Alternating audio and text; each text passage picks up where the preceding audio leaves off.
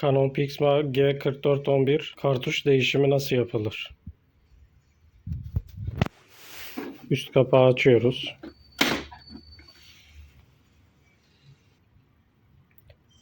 Normalde kafalar ön tarafa doğru hareket etmesi gerekiyor. Ancak hareket etmez ise el ile buradan tutup çekebilirsiniz. Kafaları açmadan önce sağ ve soldaki kapakları açın. Mürekkep geri gitmesin diye.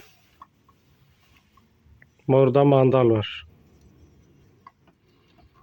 Mandalı tutup yukarıya doğru çekiyoruz.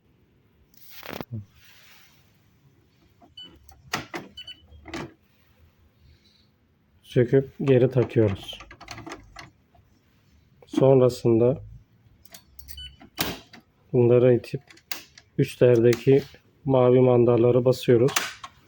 Kapakları geri kapatıyoruz.